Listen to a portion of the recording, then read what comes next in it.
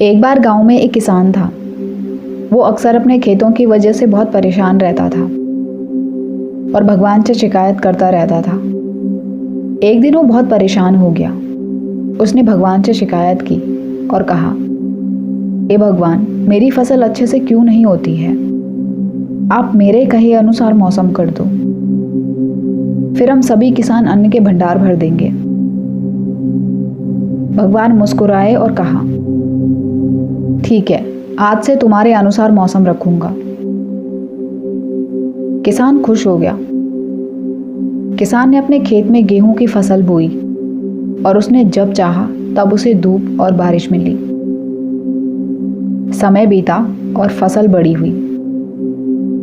किसान बहुत खुश हुआ अपनी फसल देखकर।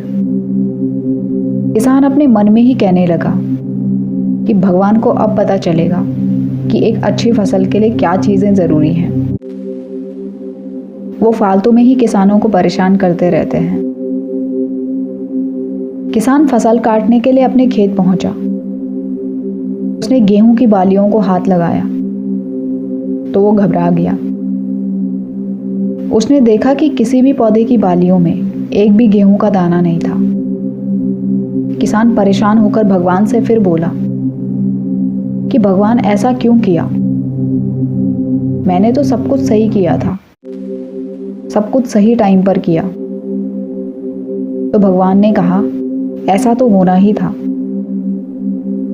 क्योंकि तुमने इन पौधों को बिल्कुल भी संघर्ष नहीं करने दिया और ना ही उन्हें तूफान का सामना करने दिया। तुमने इन पौधों को किसी भी तरह की चुनौतियों का सामना नहीं करने दिया। इसीलिए ये भले ही बाहर से अच्छे दिख रहे हैं, लेकिन अंदर से बिल्कुल खोखले हैं। ठीक उन्हीं गेहूं की फसल की तरह, जब तक इंसान किसी भी तरह के संघर्ष से नहीं गुजरता, वो इंसान अंदर से खोखला ही रह जाता है।